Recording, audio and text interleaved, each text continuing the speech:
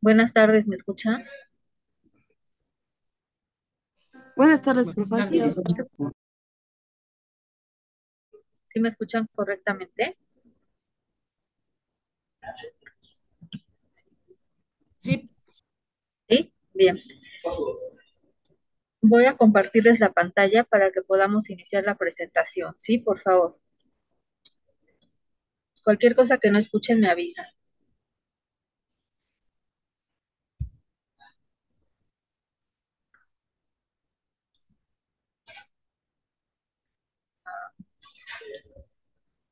Creo que no me habilitaron la función para compartir la pantalla. Este, si estoy como participante, porque me parece un mensaje a la hora que quiero compartir.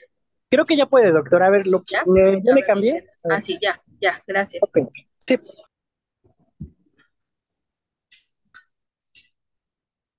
¿Ya la pueden ver?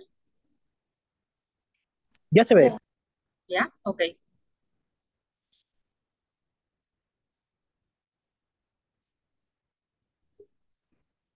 Recuerden que el día de ayer estábamos iniciando a platicar sobre el sistema inmune.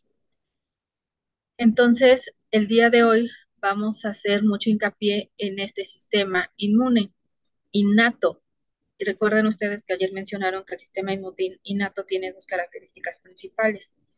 Primero, que es de respuesta inmediata, y el segundo, que es inespecífico de antígeno. Entonces, el principal objetivo del sistema inmune va a ser iniciar la primera respuesta frente a un organismo extraño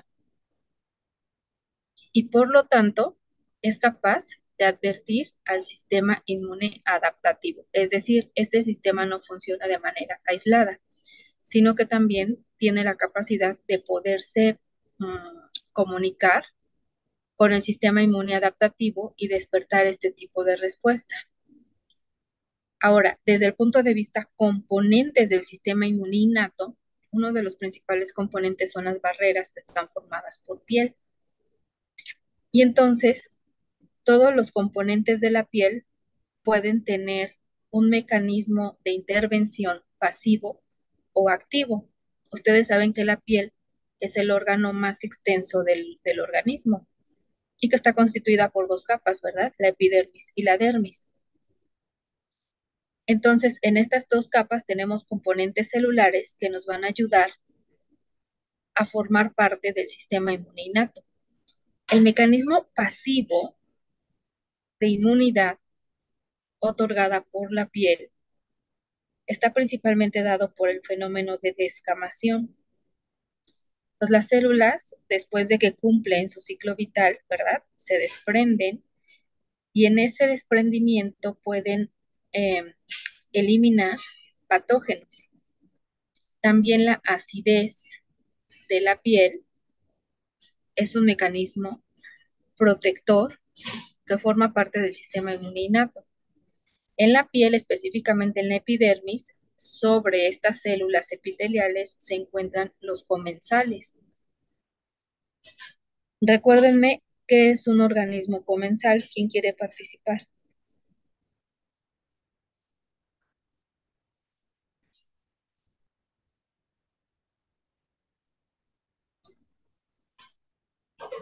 ¿Qué es un ¿puedo comensal, participar? chicos? ¿Perdón? No Bueno, un escuché. comensal es aquel organismo que, ¿cómo se? ¿Sí se escucha? Sí, Bueno, un organismo comensal es aquel organismo, microorganismo que habita dentro de, o que infecta al ser humano y ahí se alimenta, pero sin causarle daño. Es como el invitado a la comida ah, del cuerpo. exactamente. Está presente en el organismo, pero tiene una interacción con el huésped amigable, ¿verdad? Los dos se benefician, tanto el huésped como el microorganismo comensal. El comensal obtiene su alimento del huésped y el huésped a través del comensal adquiere ciertos beneficios. En este caso, el beneficio para el huésped es que se mantiene libre de microorganismos patógenos. ¿verdad? Y finalmente también un mecanismo pasivo de inmunidad otorgado por la piel está en los queratinocitos.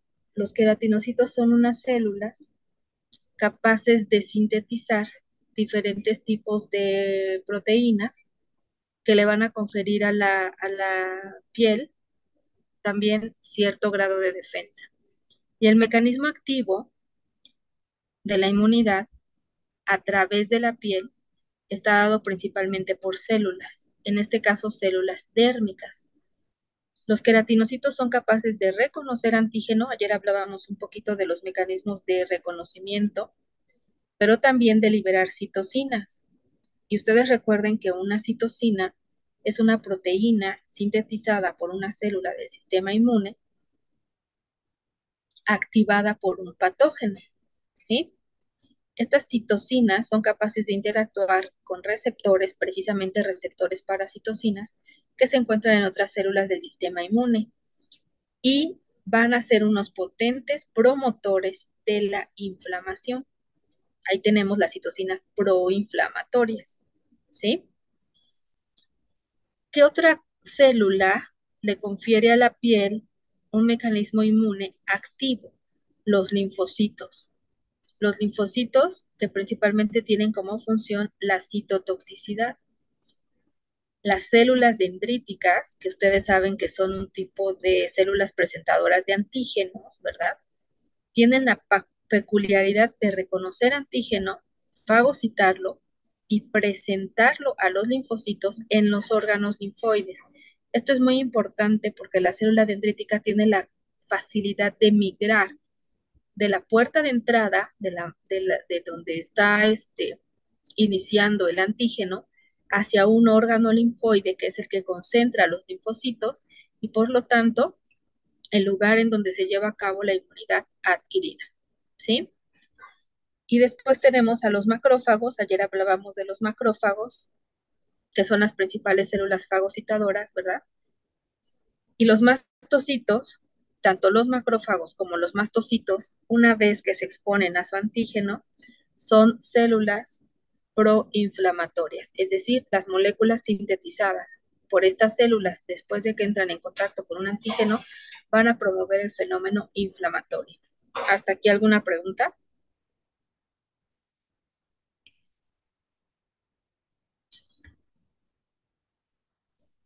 ¿Sí me siguen escuchando? Sí, doctora.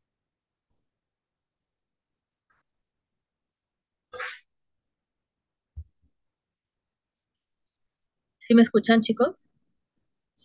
Sí, profe. Ok, continúo entonces. Estamos hablando de... Disculpe, doctora. Ande. ¿Me podría admitir a otra compañera que apenas se va a Ok. conectar, por favor? A los que están en la sala de espera, les doy a admitir. Ajá, por favor.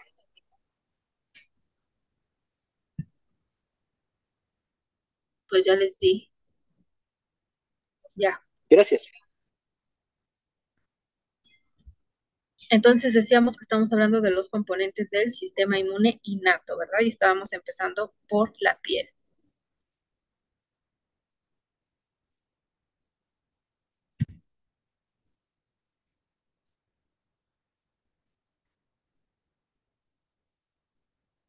Las células dendríticas, como células presentadoras de antígenos, las podemos distinguir en dos formas, como células dendríticas convencionales, que son las clásicas células presentadoras de antígeno, que tienen la capacidad de migrar y de informar y además orientar al sistema inmune adaptativo.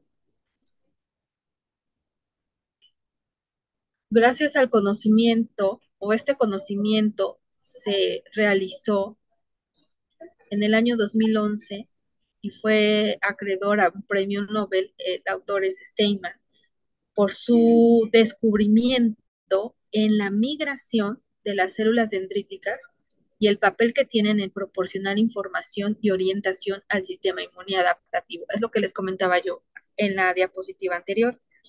Un antígeno es reconocido por una célula presentadora de antígeno, que ya sabemos que las convencionales son las dendríticas, o son las típicas células presentadoras de antígeno, pero estas células tienen la capacidad de migrar, es decir, no se quedan estáticas en el tejido, sino que van a los órganos linfoides y ahí interactúan con los linfocitos y de esta manera orientan al sistema inmunoadaptativo sobre la naturaleza del antígeno y la fase efectora que se tiene que echar a andar para erradicar. Estoy segura que entre ustedes habrá futuros premios Nobel de medicina. Y en segundo lugar, hablando de las células dendríticas, tenemos las células plasmocitoides. Estas células dendríticas pues no se comportan como una célula presentadora de antígeno, más bien tienen mecanismos antivirales como parte de la inmunidad innata, ¿sí? Los macrófagos, y creo que les dejé por ahí una actividad de macrófagos, ¿sí les dejé la actividad o no?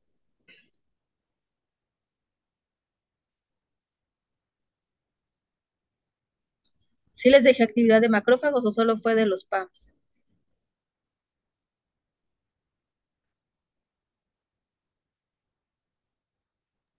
Creo que también fue de macrófagos. Ajá. Recuerden ustedes que los macrófagos los estamos estudiando como componentes del sistema inmune innato específicamente en la piel, ¿verdad? ¿Y en dónde se van a encontrar los macrófagos? En la dermis, ¿sí? Entonces los macrófagos van a reconocer, porque recuerden que dijimos que están en los tejidos. Antígeno lo van a fagocitar, ayer lo mencionábamos, y van a inducir el fenómeno de inflamación. El macrófago puede adoptar dos perfiles diferentes, el perfil clásico o el perfil alternativo. El perfil clásico tiene la capacidad de destruir patógenos por fagocitosis, es el habitual, por así decirlo. Y el perfil alternativo es como regenerador de tejidos, ¿sí? Recuerden ustedes que ayer mencionábamos que el macrófago tiene alrededor de 8 funciones diferentes, la principal como célula presentadora de antígeno, la segunda como célula fagocitadora, la tercera como una célula proinflamatoria, la cuarta como una célula capaz de regenerar tejidos, la quinta como un mecanismo, ¿cómo se llama? Inmunomodulador, ¿sí? Y entonces los macrófagos son células que pertenecen al sistema inmune innato y forman parte de la barrera epitelial, que es una de las más importantes en la defensa. El segundo componente importante del sistema inmune innato son las mucosas. ¿Y cómo se define una mucosa? Una mucosa va a ser un tejido epitelial que va a revestir o tapizar todas las estructuras corporales que se encuentran abiertas al exterior. Y vamos a definirle funciones de barrera activa y barrera pasiva, de manera análoga a lo que acabamos de hacer con la piel. Un componente estructural muy importante de las mucosas que hace que este tejido forme parte del sistema inmune innato son las células epiteliales. Y dentro de las células epiteliales, las células goblet, que son células secretoras de moco, y las células de Panet, que son secretoras de péptidos antimicrobianos, tienen un papel protagónico en estos tejidos. Las funciones de barrera pasiva, pues, obviamente barrera contra los antígenos, ¿verdad? En las mucosas, me la va a dar la continuidad del epitelio. Ustedes saben que las células epiteliales están unidas de manera casi hermética, ¿verdad? Por moléculas de adhesión celular que van a hacer que el epitelio forme una monocapa totalmente impermeable a la entrada de posibles patógenos. Y generalmente es en la lámina basal, ¿verdad? En su unión con la lámina basal. Estamos viendo en la imagen una mucosa. ¿Qué dijimos que era la mucosa? ¿Quién me quiere retomar el concepto de mucosa? Tejido epitelial. ¿Escucho?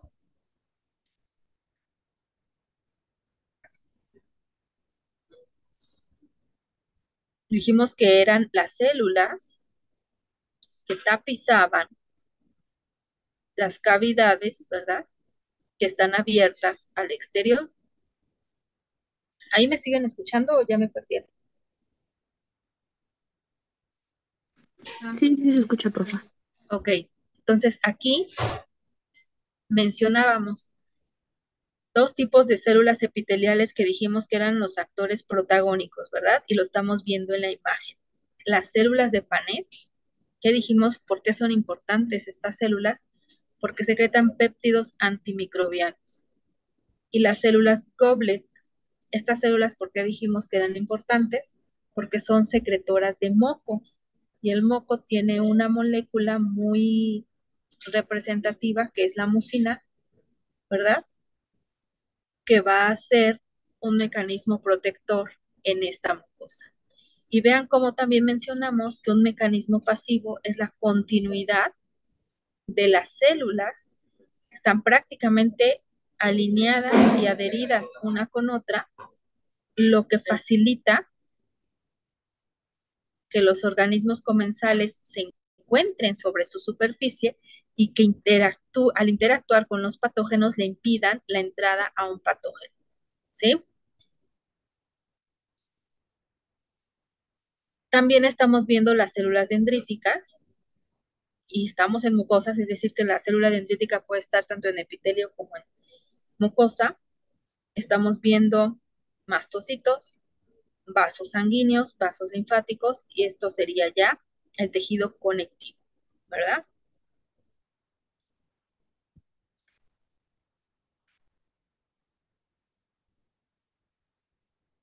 Entonces mencionamos, voy a regresarme a la lámina anterior, estamos hablando del mecanismo de barrera pasiva de las mucosas, y el principal mencionamos que porque es una monocapa impermeable. En segundo lugar, porque produce moco, ¿verdad? Las células de Goblet o células caliciformes, y las mucinas tienen la capacidad de atrapar patógenos. Funcionan como si fueran una superficie adherente. También, por el fenómeno de descamación, las células al desprenderse arrastran los patógenos y la regeneración continua es la que está impidiendo que los patógenos permanezcan mucho tiempo ahí en la superficie de las células. Y los microorganismos comensales, como lo vimos en la imagen anterior, que tienen la capacidad de competir con los patógenos invasores. Un ejemplo o una patología en donde nosotros podemos observar la importancia de las bacterias comensales como barrera pasiva del sistema inmune en las mucosas es la enfermedad de Crohn. En este tipo de enfermedad, que ustedes saben que es a nivel de la mucosa gastrointestinal, las bacterias comensales atraviesan la barrera de las mucosas. Esto es una situación completamente anormal, ¿verdad? No debería de ser, las comensales deberían de estar en la superficie. Y de esta manera se genera una respuesta inmune en ese lugar, localmente, con inflamación. Mencionamos que cuando una célula del sistema inmune reconoce un antígeno, en este caso es una bacteria comensal que no debería de estar adentro, ¿verdad? Va a ser estimulada y va a secretar moléculas inflamatorias. Entonces la respuesta es inflamación, vómito y diarrea, que son como que la sintomatología característica de la enfermedad de Crohn, ¿sí?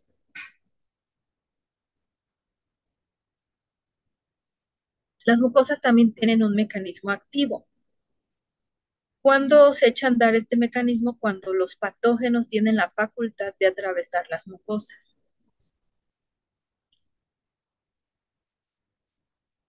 Entonces, las células epiteliales de la capa más superficial tienen la capacidad de reconocer el patógeno. Por sus regiones basal y lateral profundas, liberan citocinas inflamatorias y principalmente las células que hacen esto son las células dendríticas, los macrófagos y los mastocitos del tejido conjuntivo subyacente. Lo vimos aquí, ¿verdad? Las células dendríticas, los mastocitos del tejido conectivo subyacente a la epitelio.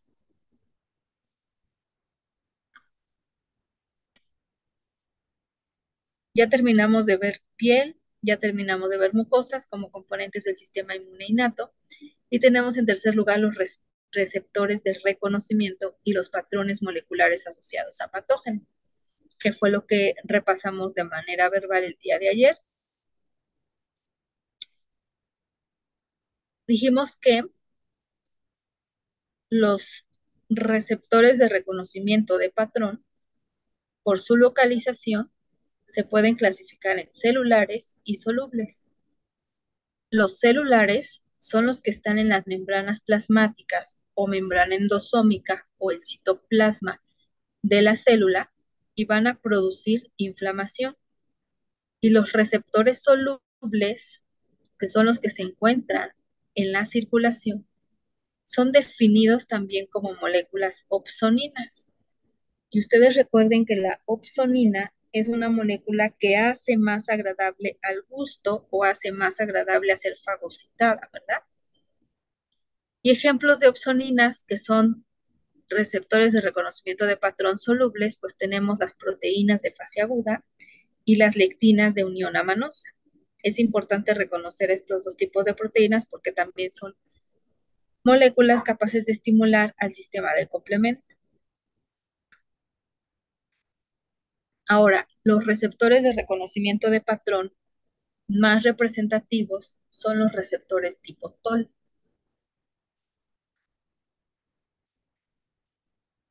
¿Sí? La función de estos receptores es el reconocimiento de los patrones moleculares asociados a patógenos. Y el resultado es la síntesis de citocinas inflamatorias.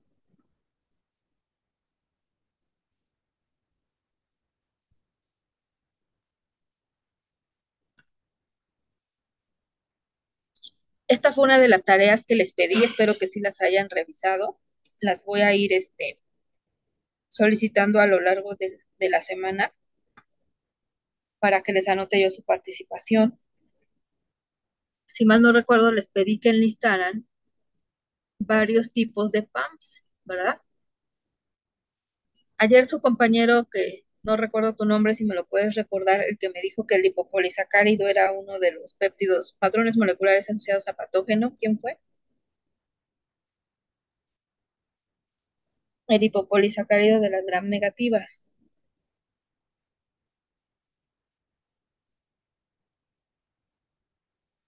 ¿Sí está conectado o no?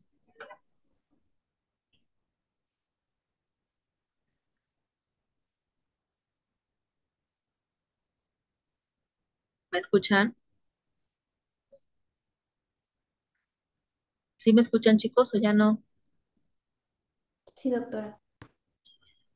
Bueno, continúo entonces. Decíamos, el lipopolisacárido bacteriano de las gram negativas es un tipo predominante de PAM.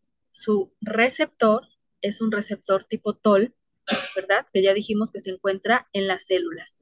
Y la localización de este receptor es en la membrana extracelular, membranas vacuolares y en el citoplasma.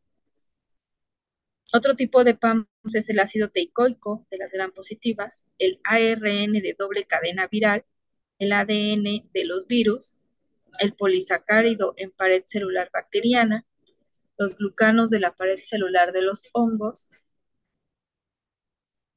y las superficies de bacterias, ¿sí? Y aquí tenemos diferentes tipos de receptores de reconocimiento de patrón. Además de los receptores tipo TOL, tenemos el receptor de las lectinas,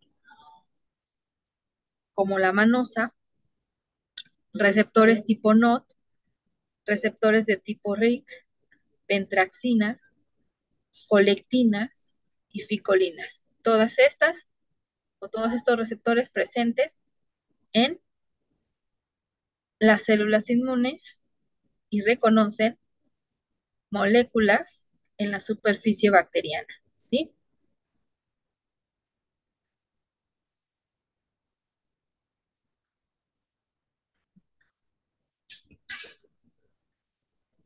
¿Qué características tienen los patrones moleculares asociados a patógenos?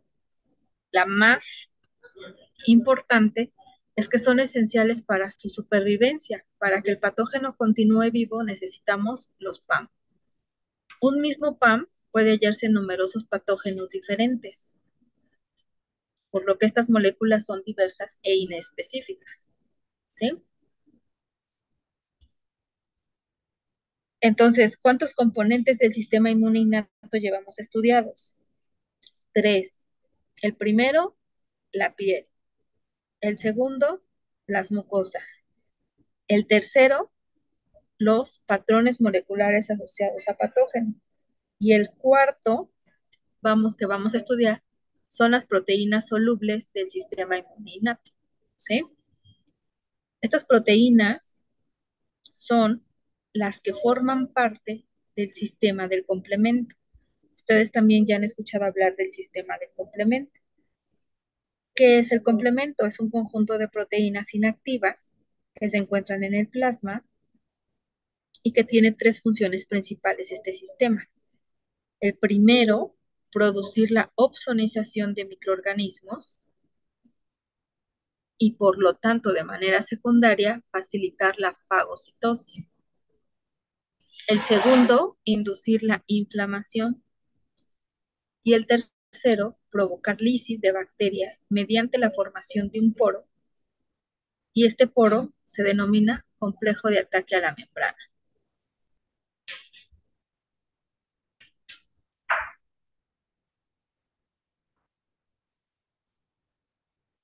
¿Hasta aquí alguna pregunta? ¿Cómo dijo que se llamaba el complejo? Complejo de ataque a la membrana. Gracias. Tenemos también células componentes del sistema inmune innato. Las hemos mencionado ya de manera repetitiva y tenemos a los monocitos y macrófagos, y también creo que esta fue una actividad que les pedí que me dieran nombres de los diferentes macrófagos que se encuentran en los tejidos, y pues ejemplos están citados acá: las células de Kupffer, los osteoclastos, la microglía. ¿Qué más encontraron? Nombres de macrófagos. Los osteoclastos. ¿No te escuché? Si lo puedes Los volver a repetir. osteoclastos. Osteoclastos, ya está, ajá. Los sinoviocitos también, los neumocitos, etcétera. Entonces también tenemos a la célula dendrítica, ya hablamos de ella, a los neutrófilos, a las células natural killer y las células dendríticas plasmocitoides, que son las principales células productoras de interferón alfa. Y el interferón se define como una citosina, o es la principal citosina antiviral con la que cuenta el sistema inmune. ¿Sí? Me voy a detener tantito aquí porque dice tiempo restante 4 minutos y voy a pasarles asistencia.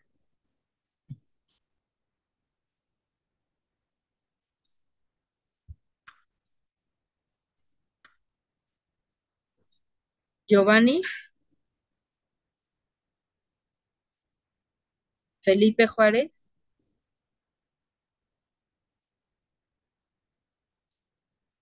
Juan, Presente, doctora.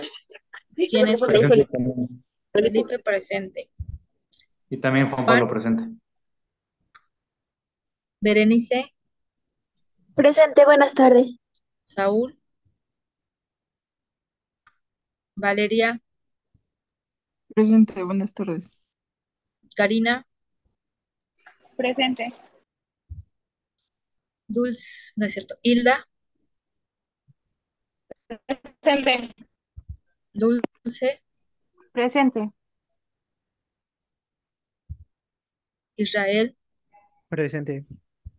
Julio, Presente, buenas tardes. Sebastián, Presente, buenas tardes, doctora. Abraham, Presente, buenas tardes. Josué,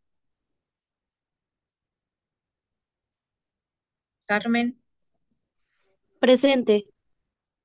Víctor, Presente, buenas tardes. Charbel, Samir, Profa, Charbel nos comentó que tiene problemas de internet. ok. Samir, Presente, buenas tardes. Daniela, Presente. Vanessa, Presente, buenas tardes. Vicente, Presente, buenas tardes. Darina, Emanuel, Presente, buenas tardes. Ana, Presente, profa, buenas tardes. Miriam, Presente, buenas tardes. Magali, Presente, buenas tardes. Elizabeth, Buenas tardes, presente. Evelyn, Presente, buenas tardes. Paulina, Presente, buenas tardes. Alan, Presente, doctora, buenas tardes. Ana Yancy, Presente, doctora, buenas tardes. Erubiel, Jimena. Bien, pues ya nos queda un minuto de conexión. Les agradezco su tiempo. Ya voy a dejar de compartir y nos estaríamos conectando el día de mañana. Del martes. ¿Están de acuerdo? Sí, profa. Sí, doctora. Ok, ya le mandé mensaje a su compañero acerca de los laboratorios. Empiezan la siguiente semana, ¿sí? Ve que lo tienen marcado viernes a las 2 de la tarde. Bueno, gracias. Adiós. Hasta luego, gracias. Gracias. Hasta luego, doctora.